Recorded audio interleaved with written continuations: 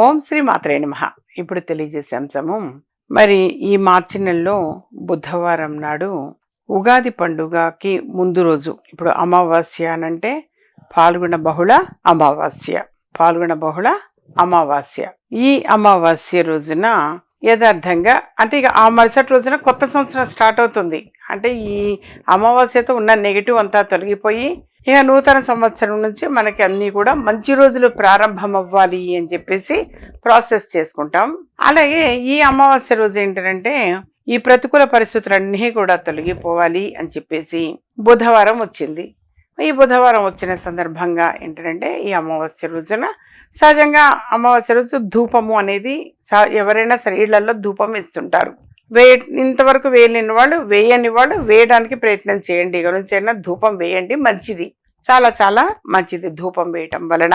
ఆ ధూపం వేసినప్పుడు సింహద్వారానికి బయట వైపు నుంచి కూడా సింహద్వారానికి చూపించటం అంటే ఓన్లీ పాజిటివ్ ఎనర్జీ ఉంటుంది, నెగిటివ్ ఎనర్జీ మొత్తం కూడా తొలగిపోతుంది అని దీని కాన్సెప్ట్. అందుకని ధూపం వేయటము, అలాగే దీపారాధన ప్రాసెస్, పూజ ఎవ్రీథింగ్ ఇంట్లో చేసిన తర్వాత మళ్ళీ బయట రావి చెట్టు దగ్గరికి వెళ్ళి అక్కడ కూడా ఆవ నూనెతోటి దీపారాధన అనేది చేసి ఆ రావి చెట్టుకి ఒక 7 సార్లు ప్రదక్షిణాలు చేయటం మంచిది. ఆ చేసేటప్పుడు ఓం నమో భగవతే వాసుదేవాయ ఈ మంత్రాన్ని చదవడం చాలా చాలా మంచిది. ఓం నమో భగవతే వాసుదేవాయ, ఓం నమో భగవతే వాసుదేవాయ ఈ మంత్రాన్ని చక్కగా అక్కడ 7 సార్లు ప్రదక్షిణాలు చేసేంతసేపు కూడా చదువుతూ ఉండాలి. చదివిన తర్వాత అక్కడ కాసేపు ప్రశాంతంగా కూర్చొని ఆ తర్వాత ఇంటికి వచ్చేసేయాలి. ఈ విధంగా ఆ రోజున ప్రత్యేకంగా ఆచరించవలసినది. ప్రత్యేకంగా గనక ఈరోజు ఆచరిస్తే నెగటివ్ మొత్తం కూడా తొలగిపోతే ఇక నుంచైనా పాజిటివ్ ఎనర్జీని తీసుకోగలుగుతారు అని చెప్పి అంతరార్థం. అందుకని వీలైనంత వరకు కూడా ఈ రోజున అమావాస్య రోజు ఈ విధంగా ఆచరించడం మంచిది. అలాగే ఓ గుప్పెడు పెసలు పక్షులకు వేయటం చాలా చాలా మంచిది.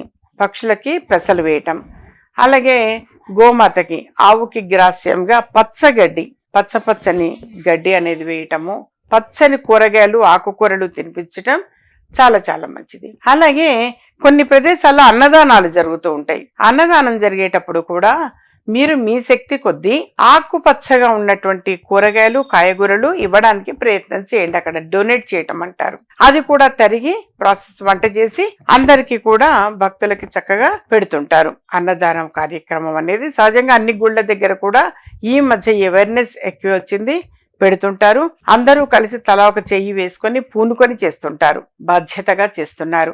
అప్పుడు మీరు మీ శక్తి కొద్దీ అన్నమాట మీరు డొనేట్ చేయటము, ఆ విధంగా చేయడం చాలా చాలా మంచిది.